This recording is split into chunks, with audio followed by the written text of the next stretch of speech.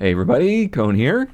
Today I'm on the Mindcrack server, and today I want to do a little bit of a retrospective. This is not a goodbye, this is not a me saying Mindcrack is dead, it's not anything like that. And I want to be pretty clear starting out here that I am but a speck of dust on the entire map of what Mindcrack is or was. Just a tiny little itty bitty part of the history of the server / group.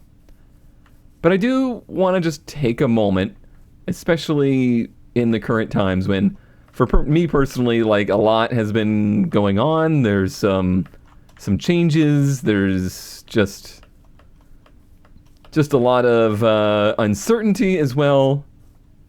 I just felt like I needed to do a little bit of a retrospective on everything Mindcrack and everything that it meant to me, has meant to me, and will always mean to me, as well as kind of a thank you to a lot of people, and a thank you that I think will come from not just me, but from a lot of people, as well as maybe what I think of the past, present, and future. But I don't want anybody to think that I think I'm anybody, you know? And like, I don't want people to think that I'm trying to be the one to make any particular claim about anything Mindcrack. This is all just from my perspective, which is now a little bit lower than it used to be. So I am currently walking around on the current live Mindcrack server. So this current server, I'm sure there's going to be people that have no idea what has become of Mindcrack or what Mindcrack even is right now. Currently, you know, watching this just based off of curiosity. And basically the last iteration of this server, the current iteration of this server is a primarily patron-based server that launched with the theme of the Quest for Everything. And the Quest for Everything was a game, or is a game, where you basically try to collect every single thing within Mindcrack. Within Minecraft. Freudian slip. I collected all of Mindcrack. I've got it all. I came on here and actually did like a one-day challenge of how quickly could I get to 240 items, and then that was kind of it. That was kind of the end of my needs, I guess, for the Minecraft server at that point. And I'll touch on later why I feel like I kind of also moved away or stepped away from playing on the Minecraft server and stuff. But more than anything, I want to go back and just kind of talk about everything, for me, the history of Mindcrack as the server and as the group. Certainly had a major impact on my life, which is, honestly, it's saying a lot. And I think that's true for a plethora of people. I do not have a bed. Does anybody have a bed around here? My goal is, I think I've pretty much seen all of the spawn area, because like I said, this was mostly a game, not really a server. Like it was, the Quest for Everything was the main overarching theme here. Haha, a bed. A snoozy snoozy. A snoozy snoozy. There we go. Don't even care which direction I go. I'm just gonna go. We're just gonna go there. And I don't know how long this video is gonna be. I don't know how well my thoughts are gonna get across, but I'm just gonna do it, and I'm just gonna say it, and it's gonna be what it's gonna be. There's gonna be baby zombies in chainmail. So, for me, the history of Mindcrack kind of parallels my history with Minecraft as well. I didn't really super get into the game in the in-dev days, like super early on. It was one of those things I downloaded because everyone else was downloading it, and I was like, huh, boy, that sure is a thing. And I didn't really get into it until I started to see some stuff popping up on Reddit at the time. So Reddit was a very different place then than it is now. So much smaller, and there's so few communities to it, so that, you know, if you had a popular YouTube video based on Minecraft, odds are you were going to be front page Reddit, like, for sure. And that's, I think, I mean, it's been so long now that I think that's where I started to see some early Let's Play content. Like, I think we all that are ancient remember the videos from, I don't know, 2010 or so, 2011. Or it's really just a video where somebody built a cabin, they put a fireplace in it, and the fireplace burnt down their whole house. To me, that was like, that's the beginning. That is the beginning of Minecraft Let's Plays. That's where it all began. And from there, because that was funny, and it was just a little, it was basically a short, it was basically short form content before that was really a thing. I started to kind of pay attention more to things within the Minecraft world. And when the, at the time, TF2 group that I played entirely too much TF2 with my brother, they got a Minecraft server going. We both became interested in it. And we started playing SMP, and I started getting more interested in watching videos.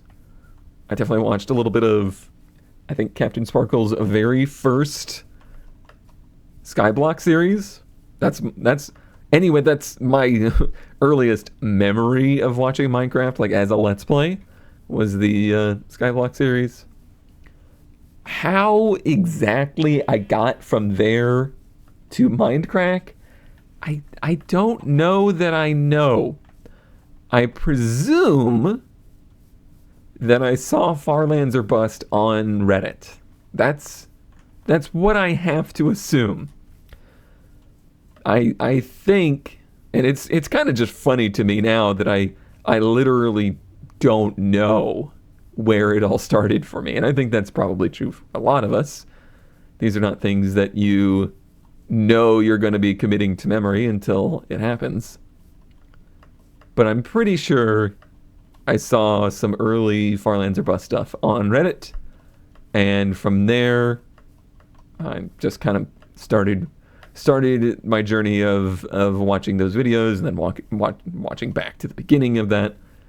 And I know from there, I somehow ended up at Co's Quest. And between the fact that I was getting really interested in Minecraft, we were playing on that SMP server, and there was this new kind of format of video, the Let's Play stuff. It just kind of spiraled from there. I don't want to make this too about me, but just as a little, I don't know, I feel like it's an important detail. Everybody's journey towards this stuff is their own.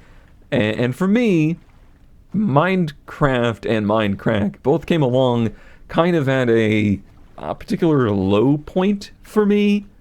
I had basically just started to wash out of college.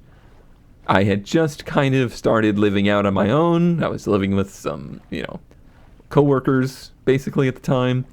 I was pretty new to just the workforce. I was a pretty fresh adult. Really what I would call an infant adult. So going from infant adult into adulthood and not really having the best time at it, which I'm sure is true for a lot of people. I don't think my journey there was unique, but it also was not very smooth. So come around the time that, Let's Playing starts to become a thing, I'm personally really struggling to kind of find my place in the world, struggling to do that transition from grade school style friends to like actual friends. Not to say that grade school friends and high school friends and whatnot can't be friends. I still have one, exactly one. But who you are in school is almost never who you are in adulthood. So moving from that point into adulthood, I was just trying to find the people that were me. And I ended up, kind of befriending and hanging out with people from work but they weren't always people that I necessarily aligned with, especially, I grew up in Florida. Not a very... It didn't align very well with my personal beliefs, the area, and I really struggled to just feel like there was people out there that I could be friends with, or just that I wanted to hang out with for the reasons of we share similar interests and stuff like that. So the birth of Let's Playing and just the birth of YouTube in general was such a earth-shattering thing for me, because the pool of people that I surrounded myself with went from tiny to massive. Like, I was suddenly able to be aware of people that I never had a chance to be aware of before, and they were just like, quote-unquote real people. I never really did very much so get interested into the role-playing style, like the more fictionalized, characteralized, is that a word? I don't know. I'll make it in a word. I never really got into that stuff. I don't know. I'm not a huge movie person either. I'm not really much for fiction in general. Like, there's certainly some things, but in general, it's not what I'm kind of drawn to. So, as a format, that kind of stuff was really, really interesting to me. And I think it ended up being super helpful. Getting to know, like, Kurt through his content, I have said it in many, many ways, many places. It honestly was one of the most, like, important to my personality development and just like my personal development things that I can really put my finger on. Like, that's, I can see how that process shaped me, who I am today, just in making me feel not strange, not unusual. I didn't know the word introvert before I knew of Kurt through his content. Like, that was the level of eye-opening that experience was for me. At that time, I had, pretty strong interest in Minecraft and like, started to get to know of more content creators, and that definitely kind of leaned me towards Mindcrack. Once Kurt started interacting with Mindcrack and the UHCs, that basically opened me up to that whole world, or this whole world. And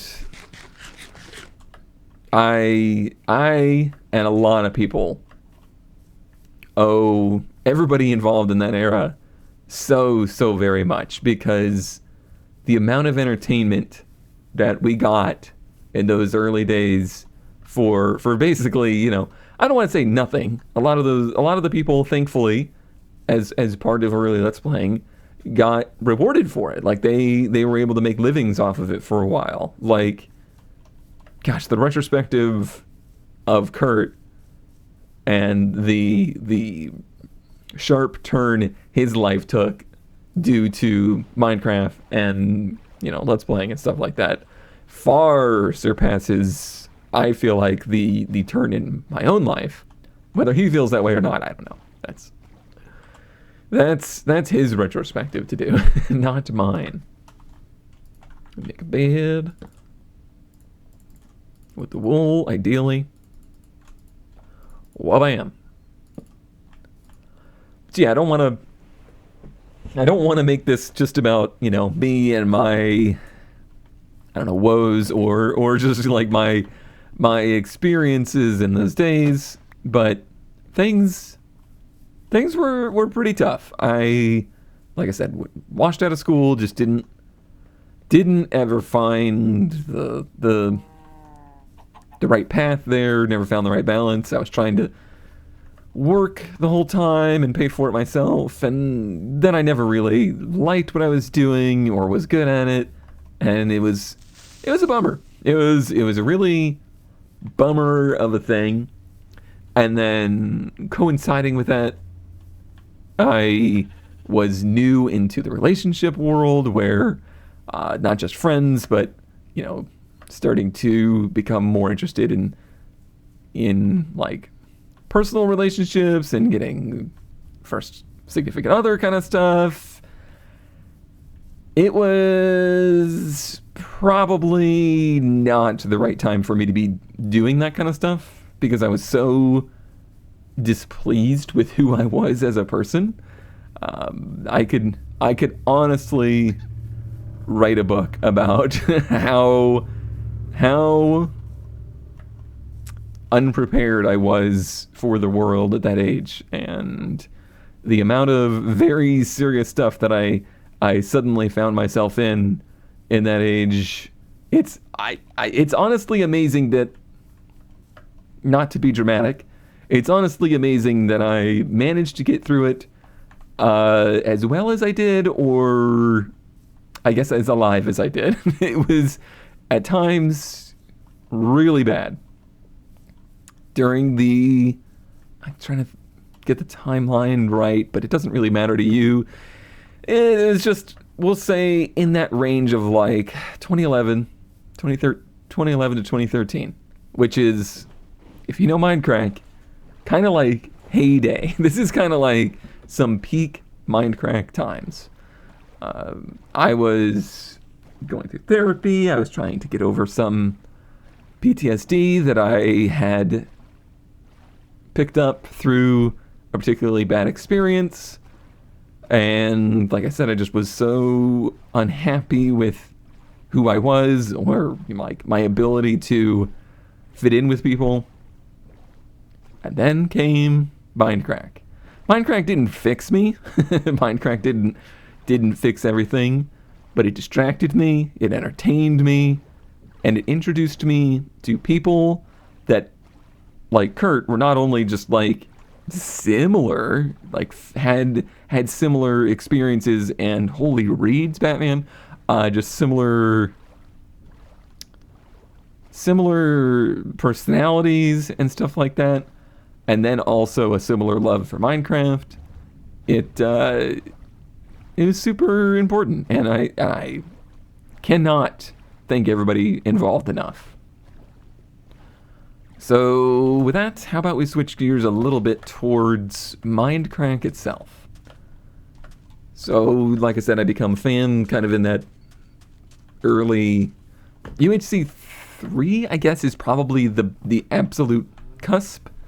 That is where I went from, I would say, casual viewer to full-time devotee fan of that stuff, and just so very much appreciative of the amount of entertainment that we got out of that.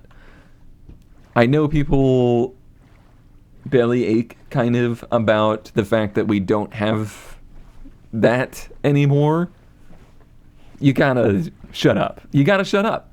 You gotta appreciate the fact that we had that stuff at all. Nothing lasts forever. Nothing is new forever. That's a big thing.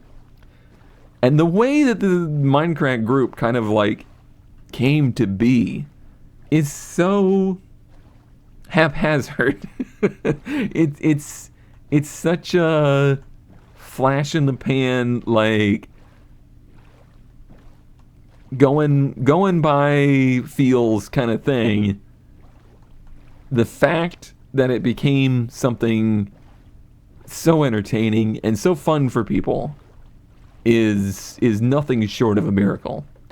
So the fact that, for years we all got massive amounts of content and entertainment, people got to make their livings off of it, people got to become like super fans and stuff like that. People got to form communities. The Reddit community formed, The individual members kind of all had their own clique, but everybody got together, and it was an amazing time. And not only getting to know the people of Mindcrack through their videos, but then getting to know fans of their content on YouTube and later Twitch. I think it was really important to a lot of people. It really gave a lot of people the opportunity to meet people that they aligned with, just either through their love for games or just their personality, their love of whatever. Sure, there was always tension. There's always tension whenever there's a random group of people that suddenly are put in like a tight-knit group. Whether that was Mindcrack or the fans, there's always going to be something like that. And the controversies of Mindcrack, like as things started to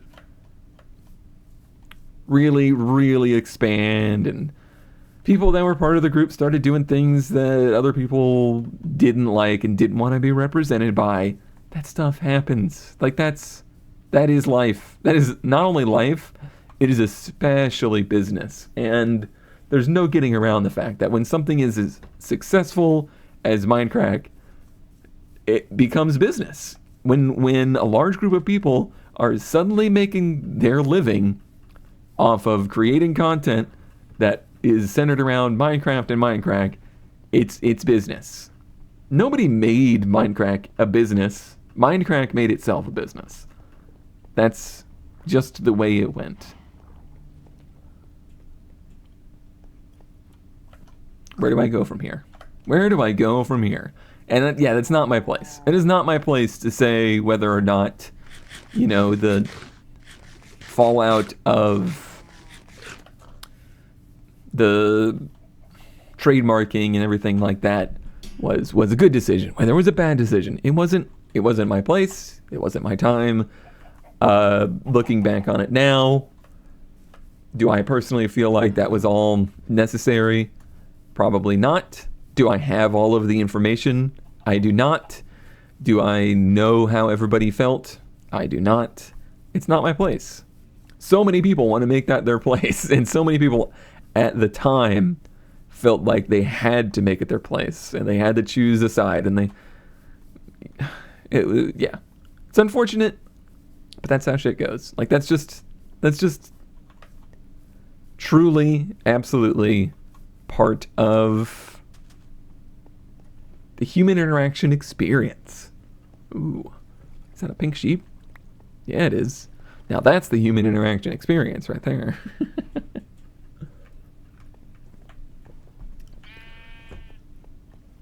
Where Mindcrack has gone? I think we all know the moment has passed. Mindcrack is not what it was. Is it anything right now? It is at minimum, still a group of people that loved and adored what Mindcrack was and continue to want to continue preserving that legacy, I guess, and be nostalgic for those memories. I don't particularly, this is going to sound bad, I don't particularly care if this is the end of Mindcrack, or if 5 years ago was the end of Mindcrack. That doesn't really affect anything. The absolute amount of good times had far surpass the bad feelings of it ending. I don't love the idea of forcing things to continue beyond their welcome or beyond their point. Like when you're forcing to do things, it's no longer the thing that you wanted to do. If you're forcing something to continue, that's not gonna feel the same as when you wanted to do something. And Mindcrack was just a thing a lot of people wanted to do. Obviously, there's certain key people involved there. And it's all just my perspective. Like, I can't, and nobody should, like, try to make the claims of who was most important, who was the best, that's all just you. That's how things affected you, that's how things meant to you. But I think we can all pretty much agree it's all Guude's fault. And I say that in the kindest way possible. If it was not for Guude, none of this would exist. Nothing that you can reach back into your brain and say is a good memory about Mindcrack would have happened if not for his inspiration, his basic ideas.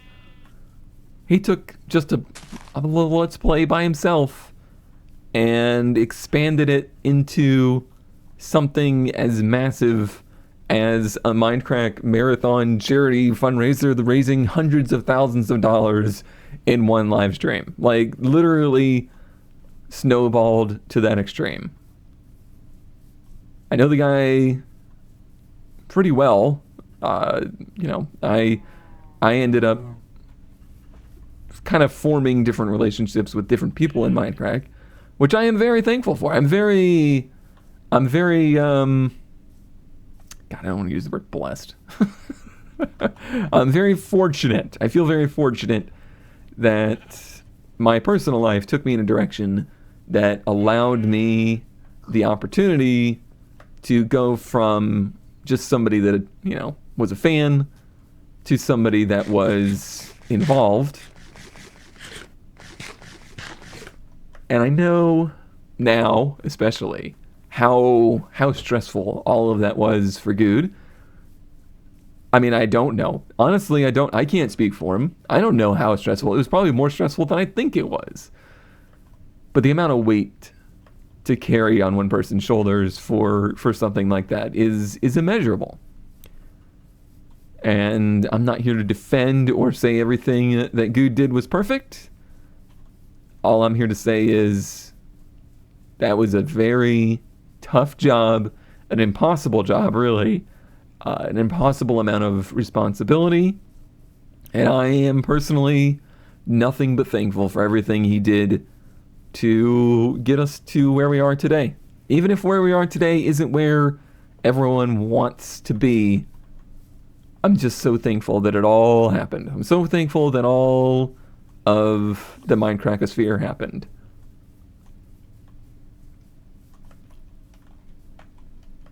It doesn't necessarily, like, Mindcrack wasn't my gateway drug. Kurt was. But Kurt's gateway drug to Mindcrack was equally important for me.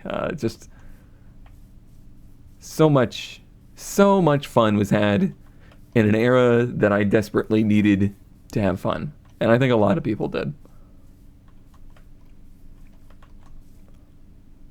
I guess I want to talk more about Guude. Guude, very complicated person. very, very complicated person, very complicated life. And his content over the years, I think we can all look back on and just be amazed by the amount of life he has lived and by the amount of life he shared with all of us. I know now on the tiniest of scale, like at my peak, I had maybe, I don't know, like 10,000 subs and a couple hundred people at a time that were interested in my content and watching.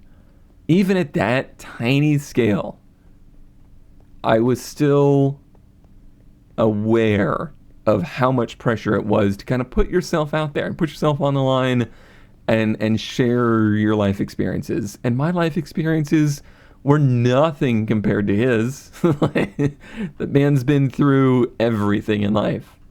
If it can be done, good, bad, or indifferent, he's done it.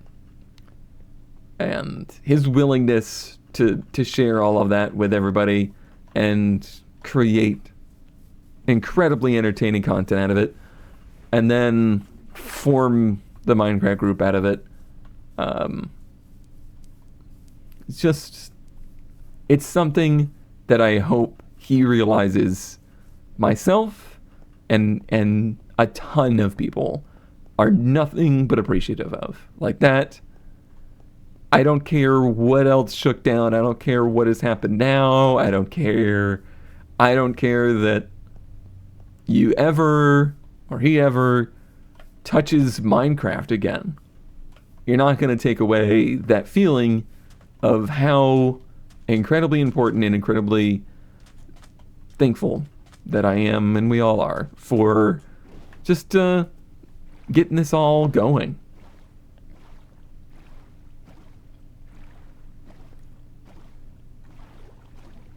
Is this old world generation? I'm sorry. It just seems not like current generation. I'm not sure. I don't remember exactly when this started. Guude's definitely the reason that I kind of got more involved with Mindcrack. Kurt got me closer.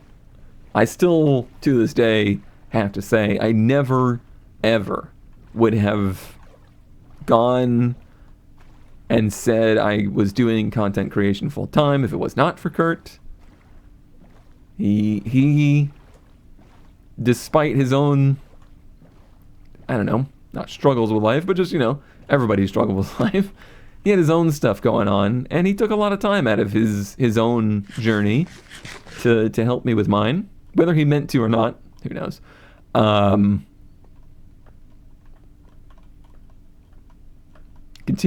just continue to be super thankful for that.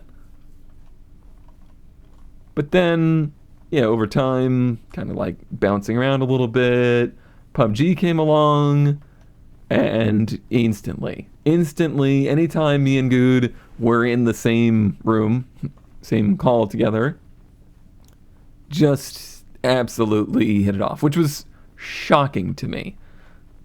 Having watched his videos, having listened to him for, years, I guess in video, he kind of came off as like a little bit of an intimidating person. Like, intimidating in the way of importance, intimidating in the way of absolutely crushed me in life experience. Like, I guess in my head I was probably like, well, who am I? Who am I to talk to this guy? But then as soon as we started like kind of hanging out together, it was like, okay, we are actually much more alike than I had imagined, and we actually get along really well. That was a cool experience. And then, having that go from playing PUBG together to basically, hey, do you want to fly out to California with us and help us with the Minecraft marathon? You want to talk about path divergence? That's a major turning point for me. I went from, that took me from little baby cone dodger to, oh crap, I am actually a functional adult. That was the first time I had flown anywhere, first time I had left basically the state. No, that's not true, but on my own, that was the first time I had kind of gone off and done anything on my own. And then being on camera to thousands of people, collaborating with the whole Mindcrack group. As going into it, I was so incredibly nervous about collaborating with everyone as this nobody, faceless person, and then instantly just feeling a sense of, oh shit, I actually just kind of belong here. Like, these people are just welcoming of me, and that, I think, is one of the key moments of becoming confident enough in, am I going back this way? Becoming confident enough in that I was justifiable enough of a person to exist, essentially. Like, that was a definite big character building moment.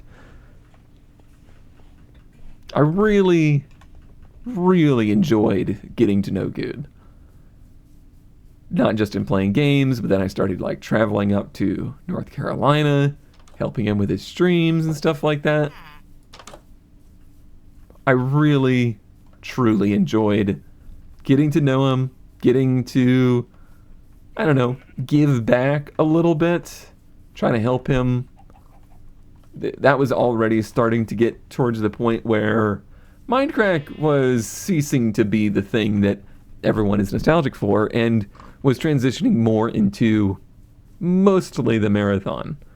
And I think that transition, from my perspective, was still hard for Guude. That was still a hard thing to go from Mindcrack being the thing, and just content creation being the thing, and being a thing that he loved and adored, into this is the thing that I'm making a living off, and is a thing that I am intensely responsible for. It was a lot of pressure. Ton of pressure. And as things started to, you know, crunch in a little bit, the fanaticism for Minecraft, Let's Playing, and Mindcrack all kind of fizzled out a little bit at the same time. I felt like that put a lot of pressure on him, and I think, again, I'm speaking for Guude, just from my perspective.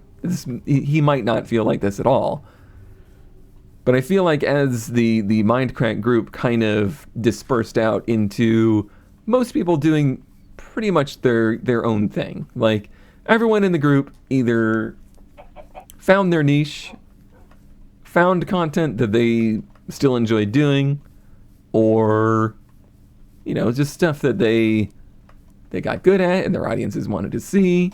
Kind of just the post Minecraft being the main gig thing. There was kind of just an emptiness feeling of like, where did all my friends go? You know, where did all the people that I like collaborated with go? So to be able to kind of be an IRL friend and then do like IRL collaborations with him. Oh, this is a house way out here in the middle of nowhere. I think it was awesome for me. Again, just helping me get out into the world. And that's just another village. There's just so many. Got me out into the world, got me comfortable with just existing and being seen by people, and that I was kind of like worth being seen by other people. And then, like I said, kind of feeling like I got to give back a little. Because I did that with Kurt too, where after just watching his series, I started to just be like, I guess I realized early on how much his videos meant to me, and how much like hearing him talk about life meant to me. So, you know, by like a year into it, I was already so thankful for that I was just like, what can I do? Like, what can I do to give back? And then kind of just went from there, helping him with community stuff, helping him with, you know, interacting with the plebs, you know, interacting with the masses, because at the time that shit was hard. There was a lot of hungry eyes out there, and people, you know, wanting to be involved with, you know, fan servers and stuff like that. Twitch started to become a thing, and live streams were a wild west at the time. You know, live streaming today is such a standard thing. I think you see the standard faces all the time. But back then, it was a lot crazier. There was a lot of just turnover in the faces you would see. It was a lot of work, I guess is what I'm saying. It was a lot of work to live stream in the early days. And then, yeah, I just kind of stepped up to help out as much as I could. And I'm glad that I did. I really am. I'm glad that I did because I always felt like he appreciated it, and I think it kind of helped form a really important friendship for me. Got to hang out with him, obviously, at the marathons. I even flew out to Seattle when he was kind of like first moved out there. And then as we got a little bit, more comfortable knowing each other, just kind of, bouncing off the real that's not on camera. Yeah, he's a cool dude, and I'm really appreciative of all that he did and continues to do. And Guude's kind of in that same mold, but very, very different person. Very different person. I just hope Guude's going through a lot of shit right now. Like, life, I know little bits and pieces of how hard life is right now. But I know Guude enough to know that what we see is nothing compared to what's actually to be, seen and what's happening. And whether that's good, bad, or indifferent, I don't know. All I know is that at the end of the day, I want him to know how much I appreciate everything that Mindcrack is, was, and will be. Because it was immeasurably important to me. I'm still to this day honored to be able to say that I was, a tiny speck of it, a little part of it. That's something that I will forever be thankful for. Do I wish it kind of like continued to be something monumental? Like the early days after I had been involved? Sure. I think we could all agree that if things could have continued on with the same momentum that they had in the early days, that would have been great. That would have been amazing. Who could complain about that? Well, people can complain about, darn near anything, but you know what I mean. You know what I mean. It's still really important, despite the fact that things aren't as they used to be. What is Mindcrack today? Like, where is it going? I don't know. Should it end? Should it be over? Should Mindcrack be over? I don't know. Nobody knows that. I don't think it matters. I really don't. I really don't think it matters if anybody says it's over. I'm sorry, I hit my mouse. It's over. Or if nobody says it's over and it just continues to exist as whatever it continues to exist as, and mostly a memory. I think that's completely fine.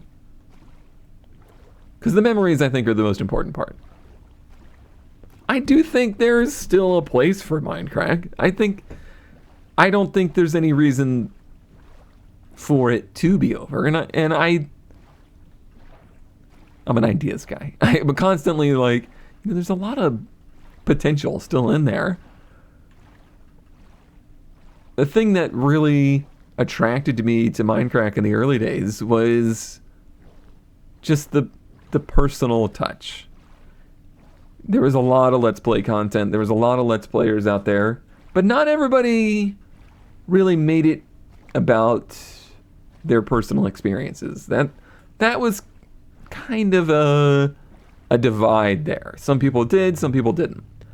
And the thing that I just really found that I kind of attached to or related to was how the people on the Mindcrack server, the people making content in that group, really made kind of their personal life part of the content. And not just, and I don't mean sharing every little detail, but just like sharing parts of their personality. They weren't being anybody. They weren't putting on a show. They weren't I mean, not always. They weren't always like LARPing or whatever. There wasn't a lot of disingenuous stuff happening. And not that that's bad. Not that, gosh, what was Yogscast? Is that what it's called? Like more show style stuff, or the more current stuff, like the Hermitcraft stuff. That stuff is all really good, but it's just different. It's Minecraft being played, and a like story playing out amongst that. It's more of a show and less of a vlog. And the Minecraft stuff was always kind of like straddling that line of like almost vlog like nearly vlog. And there was some storylines here or there, and certainly fun interactions were had, but at its core, it always felt more vlog-like than just, pure entertainment-like.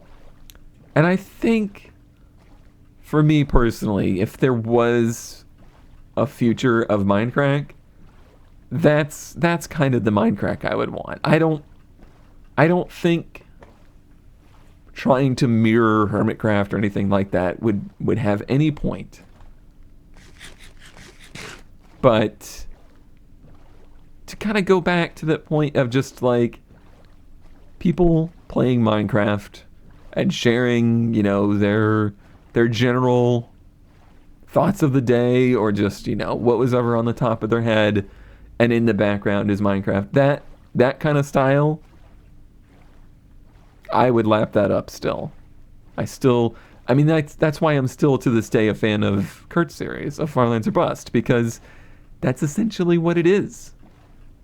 I do kind of miss the pre-live stream, or the non-live stream Farlands or Bust, because I do feel like nobody, and kind of more especially Kurt, nobody lets their brain talk as much while live streaming. You're sharing the thought bubble of chat.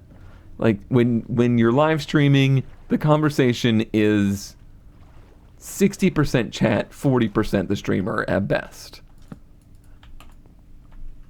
Snoozing. Holy crap, we're 48 minutes in.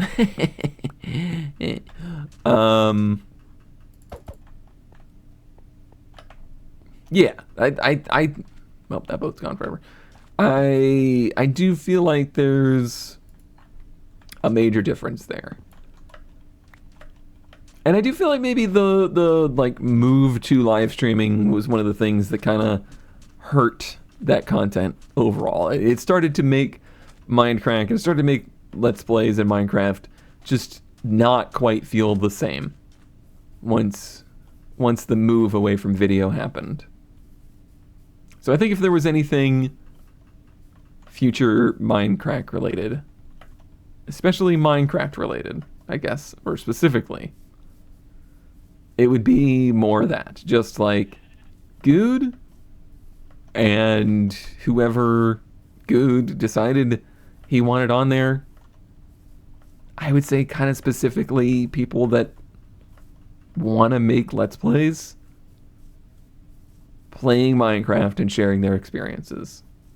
I'm not a fan. I'm sorry, patrons. I'm sorry. Your support was appreciated and you helped the marathons continue to be a thing. I was never a fan of patrons being on Mindcrack, and I was never really a fan of people who weren't interested in making video being on Mindcrack. But that was just me. That's just my perspective. I think for people to really be excited about Mindcrack, the server, or Mindcrack content again, you'd kind of have to go back to that more original format of it's people playing Minecraft, making videos, and just talking about whatever. Interacting with each other about whatever. Not necessarily the scripted, not necessarily with any grand plot or scheme, or let's build Spawn exactly like this. Let's do, let's divvy out these jobs so we can make out this content in this order. Nah, just playing it loose. I think that's the stuff that I'm most nostalgic for, and I still think there's a place for it. I think there might even be more of a place for it now than there used to be, because so many people in the Mindcrack group have gone from full-time content creator to part-time or no time. And I bet you a lot of them miss having that outlet of just a place to talk. It would be different. It would be hard going from doing it for a living to just doing it for a hobby. But I think without the pressure of trying to make it into something that is specifically entertaining, it's a really great outlet. And that's why I still do this. I still occasionally will just fire up a video and talk, because I miss that. I miss it a lot. I miss forcing myself to release the words from my brain instead of letting them circle around in my skull. Because that was kind of the main. Ooh, I think this is unfound. We'll leave it that way. I think that was the main takeaway I got when I started doing video, was just how cathartic it was. How amazing it felt to go from feeling like I had nobody to share my thoughts with to having nobody to share my thoughts with, but sharing them anyway. And then eventually having people to share those thoughts with. It was such a good feeling. Such a good feeling. So, yeah, just cathartic. I hope cathartic is the right word, or I've said it entirely too many times and said it incorrectly. Pretty random group of thoughts there. I circled my history and Minecraft history and, Minecraft history a lot. For me personally, life is probably a changing again. 2013, I kind of started making videos specifically for that outlet. 2017, I started making content more full time. 2020, 2019, I moved.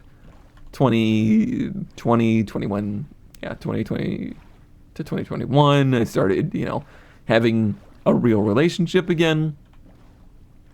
2022, became a father.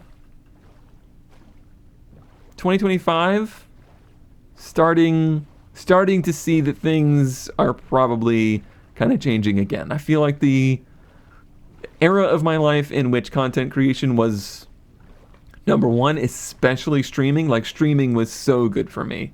Streaming took me from somebody who made content to somebody that found the border of the server that didn't know this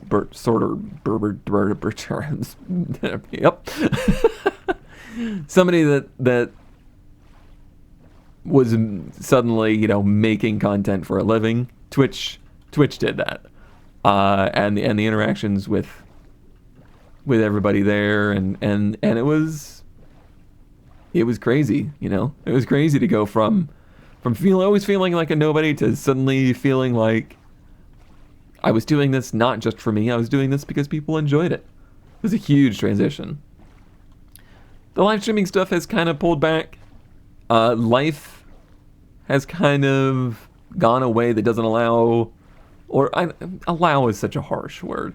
It doesn't promote me to spend as much time streaming as I used to, and streaming is something that requires you to spend as much time as possible doing to maintain success.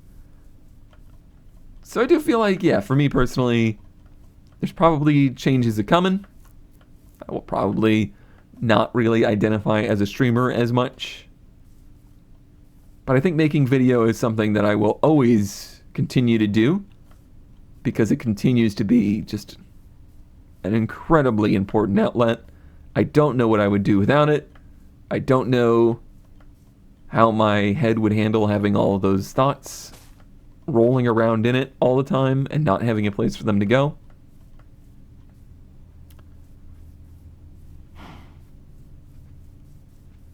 Whether Mindcrack is part of that or not, I don't know. Maybe. Probably not, but maybe. There's a chance. There's always a chance. There's always a chance that things could change again. And then there's just like this whole second heyday. But for now, I do want to thank everybody that was involved. Obviously, I said Guude. Kurt, obviously.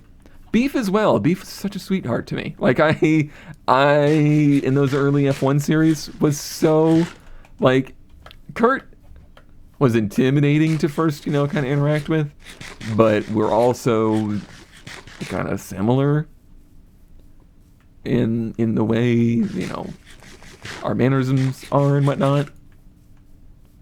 Beef I had nothing but respect for. I love Beef's content. I still love Beef's content. Beef to this day maintains doing LPs in the way that I was talking about. His Let's Plays feel as authentic today as they did the day I started watching them, which is amazing. But then, doing F1, he was just nothing but kind to me. Absolutely supportive. And I think as time went on,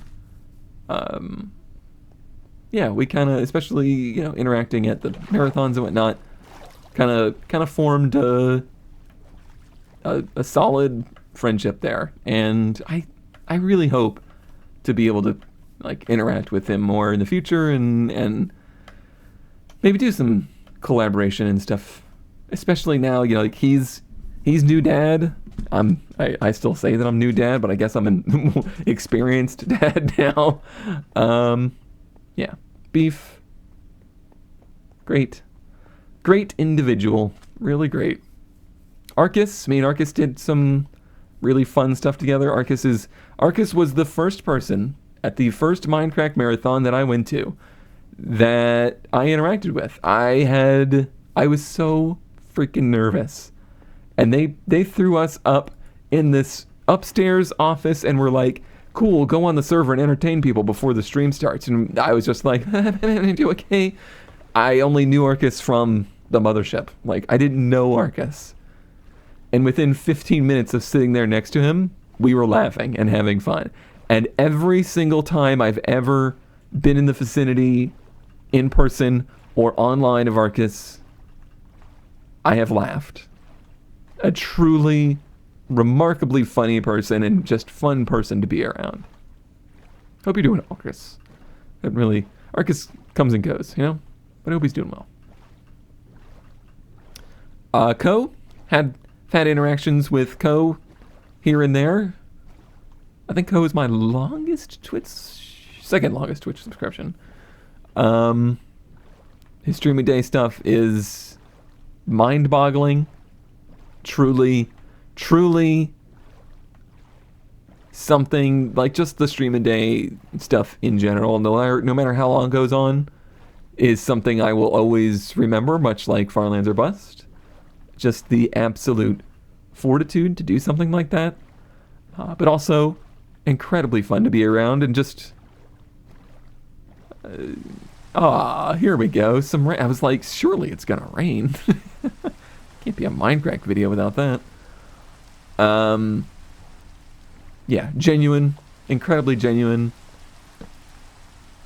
and yet, welcoming and fun to be around. Just anytime our paths cross,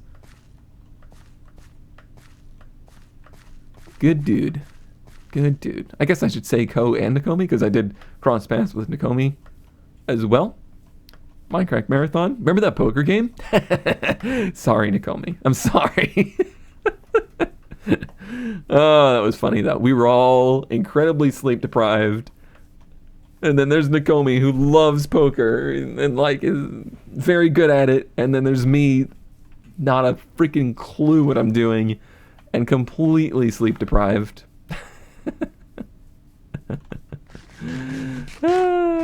Good times. Good times. Pack Rat's another one. Really, Pack Rat and Hun all put together.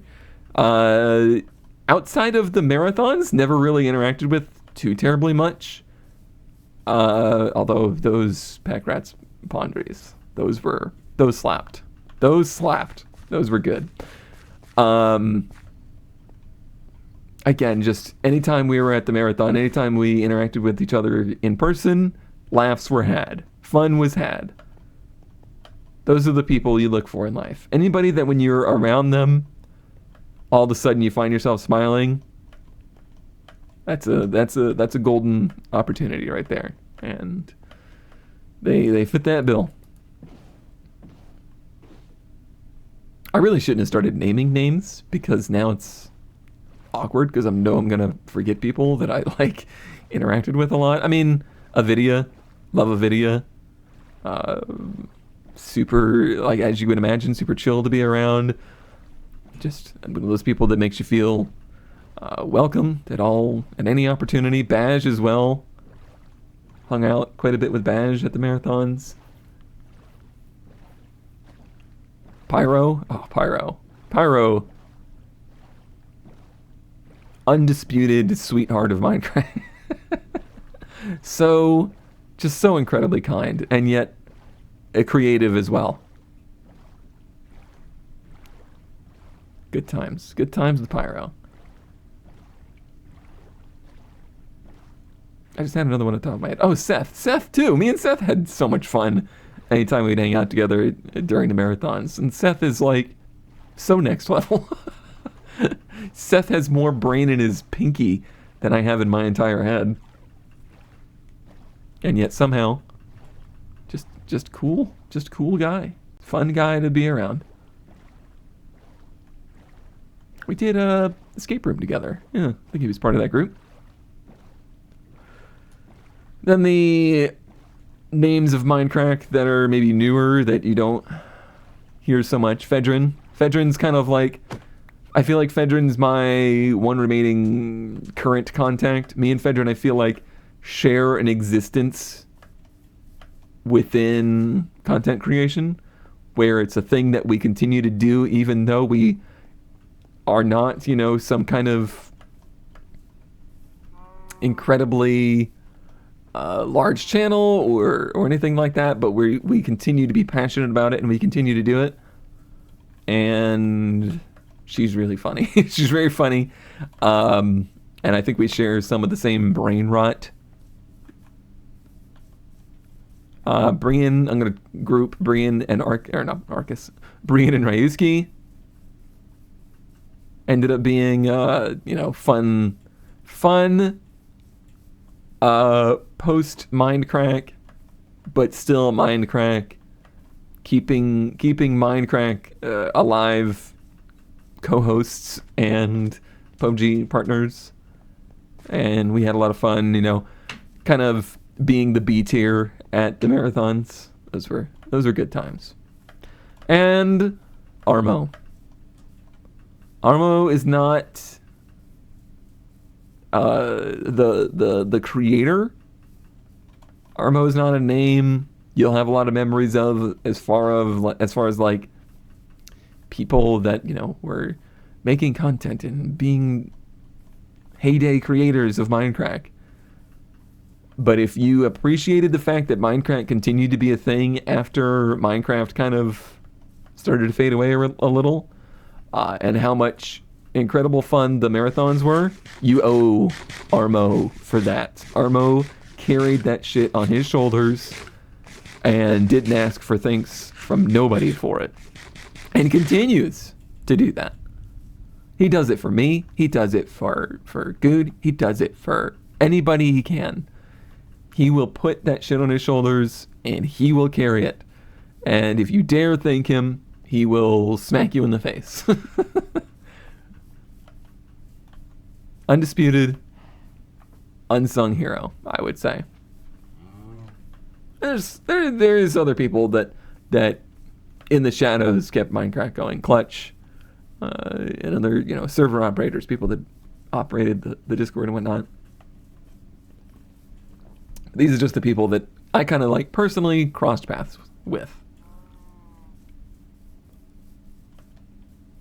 Short, brief little marathon thoughts. I went to California, the last Pixel Core one, Seattle, and Chicago. So I got to do 3 of the in-person ones, and then a bunch of the like remote ones, including that one that I did from Guude's house. That was amazing, and I won that UHC versus Nebris. Cool dude. Very, very fun to be around. I think I've said that a lot. I think I've repeated those words. Yeah, I do kind of wish the marathons had continued. I do feel like they kind of went down a path of unsustainability, though. It's one of those things of like, success makes things so much harder. Once you're successful at something, the pressure to improve on that maintain that it's life changing. It's world changing. Like you're never again going to have the that same spark, and chasing it, I feel like, is a hard bargain. That's a hard thing to do, chasing that feeling, and just chasing the dollar figure. I do unfortunately have some pretty strong feelings about the marathon stuff. I don't think it deserves to go away, and I don't think it deserves to kind of have the somewhat tainted trailing off history that it did, which I know a lot of people feel about Mindcrack in general. But there's just some factors with how everything went. Like, so much effort was put in by so many people, myself included, towards making those events successful. And I can't help but feel like, and this is just how corporate America goes, this is how the corporate world goes, I can't help but feel like I don't know that it felt completely reciprocal. But money comes and money goes. But it was never, for me, it was never about like the money raised or the money that went into it. I don't know. It felt like there was a changing of the guard, and the marathon was no longer as important to the people that the marathon was for, and then it just kind of struggled to continue from there. Obviously, the content changed a lot too. COVID happened. That made the in-person ones harder. Finding venues no longer was a thing. Like, people were not as willing to help in providing venues and getting everything together. And the big thing is, getting everybody together was no longer easy because so few people in the group were doing content full time. Like, it's no longer a given thing that somebody in Mindcrack will have the time to go to an in-person marathon because they got jobs, they got lives, they got kids to donate their time to not make any money. It's not a easy thing for people to do anymore, and without the people, the Mindcrack marathon is not a thing. I wish it could have been, though. I wish it could have continued to be a thing. It kind of going back to just doing the charity UHCs. I feel like the charity UHCs, I don't want to say ran their course, but I felt like they got a little abused. I feel like it got too heavily relied on, and that's part of what made the marathons struggle. Oop, you took my boat. You the first thing I've killed? I think so. In this whole talk. In this whole TED Talk. Yeah, it made getting people excited about the marathon a harder thing. When it was kind of just predetermined, okay, the charity UHC is going to be the main event, or the only event. All of that money is going to go into these items. Perhaps even one person is going to be the one that controls everything about how those items get divvied out or who gets what. Yeah, that really, I feel like that really just squandered a lot of the momentum. I think too much focus got put onto what made money and not enough into what did people enjoy doing and what was entertaining. That's just my 10 cents on that. Because unlike like the early days of Mindcrack, like I wasn't there. I was just a viewer for like the trademark shit. But as a person who was there for the marathons and was, I would say, had a pretty strong role in them. Many hours and many ideas and just as much effort as I could. Yeah, I feel like things could have gone better there, and they still can. They absolutely still can go better. I think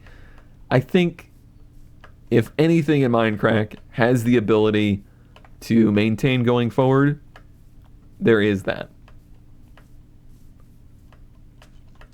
But I do kind of hope for the server too. I do kind of hope that could be a thing in the future.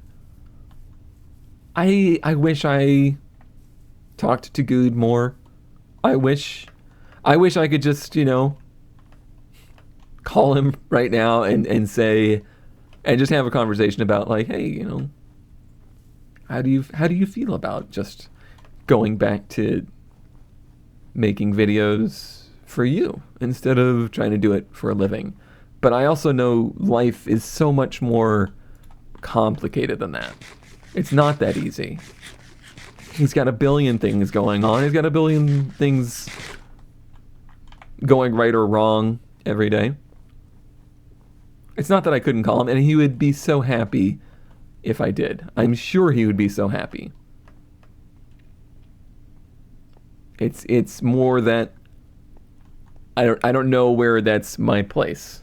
My own life is incredibly complicated, and we've struggled more in the past 2 years than I think I've probably struggled since the beginning of Mindcrack. Like since those early days of Mindcrack. I'm so much happier with who I am. I'm so much happier with the life we have. But the struggle is incredible. Like this personal struggle, the struggle of our country, the struggle of the human race, the struggle of being parents. There's so much that I need to devote my full attention to keep our family afloat. And sometimes it's hard to call somebody and be like, hey, here's what I think you should do. It feels insulting. I don't know. Someday, I got to at least call him, take him out to lunch somewhere. I feel so bad that when I moved here, I was no longer able, basically, to hang out with him. Because that was one of the things that I was like, oh man, it's going to be so amazing and move, generally close, and I'm going to have so many opportunities to hang out and do all sorts of fun things. I never even got to be part of his cabin building. I love that shit. I love that shit so much. You know how much I want to just hang out in the woods with somebody and build something? That's like childhood dream for me. But parenthood is such a life-changing experience. As soon as that happened, my priorities were not that. They were, what do I need to be doing to ensure, the safety of our family and the livelihood of us, and that she's having the best life she can have.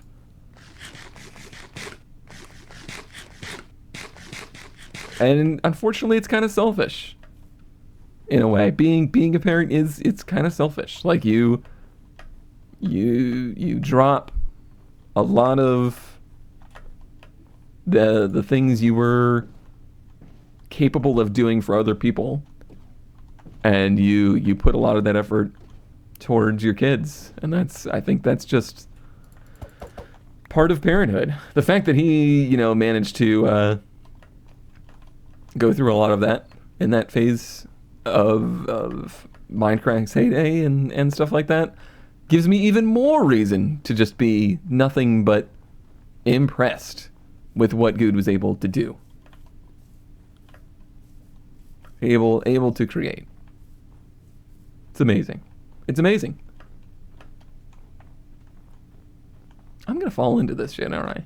I don't really like the pack snow. How do you guys feel about pack snow? Is anybody still here? I have just been rambling. That's all I wanted to do. I just wanted to get on here and have potentially a last little ramble, but I don't know. Just I felt like I needed some sense of closure. My Mindcrack series wasn't terribly long, but it's one of the most fun things I ever did, and it really was at the cusp of a lot of those changes in life for me, and I did genuinely like it, even though it was just me, Guude, Jeff. Oh, I didn't say anything about Jeff. See, I told you you get in trouble when you start naming people and then you don't name everybody. Jeff's really fun too. Very, very much so the kind of people that I remember hanging out with at work, where we are just totally different people. We are absolutely, completely different people. We have completely different interests, and yet still have fun hanging out together.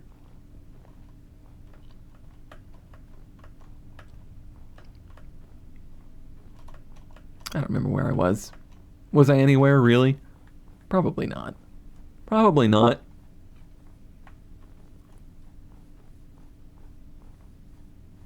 I know I'm going to forget. I know I'm going to remember that I forgot that I could forget. Thanks for everything, Mindcrack. You've been great. Thanks for letting me be a little part of it. No, I mean, and this is just like a thanks to not just Guude, but to everybody. I got to be part of the community, part of the subreddit, part of the YouTube comments, part of just so many little parts of it that I am thankful to explored.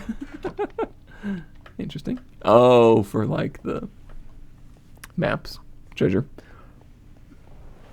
All of it. Thankful for all of it. Really. Honestly. I can't wait. In like 10 years, maybe 5 years, somewhere in that range, I'll definitely be forcing the bean to watch old Mindcrack videos, and I can't wait.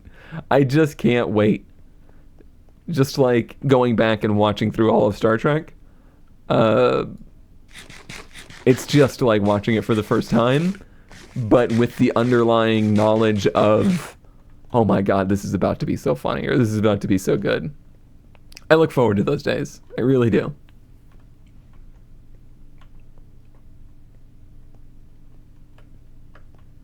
All right. I think that's the end of my rambles. I'd love to see other people's rambles. If you were part of Mindcrack, if you weren't part of Mindcrack, if you only ever commented on a video, you never commented on a video, just like throw down Mindcrack's meaning to you. I didn't really go into sharing favorite moments Because that stuff is all, everybody has their favorite moments. To me,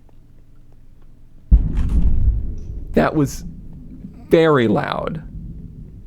I think that was lightning. I'm not sure. I don't know if the mic picked it up. I guess it was indeed lightning, but it like moved the keyboard on my desk. I no longer have any idea what I was saying. Something about Mindcrack. Oh yeah.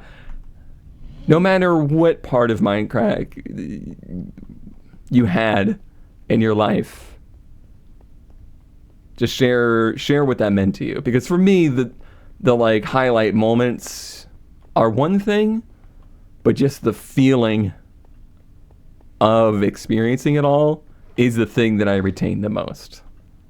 Like, sure, I'll think about funny moments. I'll think about one that I always go back to. I don't know why, but is Kurt's silo and the boats. That's one that I come back to all the time. Just very, very, very funny. Very good, high energy, good fun moment.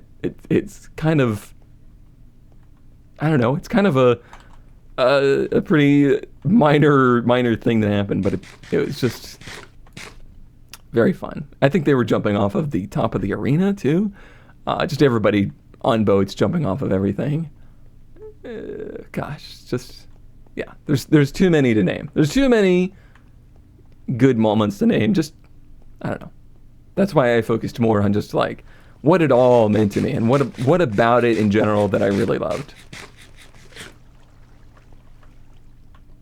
All right, I'm gonna sign off there. Love you all. You're all great. Thank you for being part of whatever I am, whatever Cone Dodger is or was. And thanks for being part of Mindcrack. And thanks, Mindcrack, for existing. And thank you, Guude, for everything. Catch you later. Ah, crap. I forgot about UHC. How did I forget about UHC? I don't know. There's so much to talk about. UHC. Incredible thing. Didn't overstay its welcome. We should absolutely do more UHCs. If anybody in Mindcrack wants to do UHCs, we should just do at least another solo UHC with everyone together. Who cares? Who cares what people want out of it? Don't try to make it something different or unique or special. Just a classic UHC. Solo team, don't care. Don't really want big group teams because I feel like people miss out on their ability to speak. Big team equals loudest person wins the conversation. Would love another solo UHC.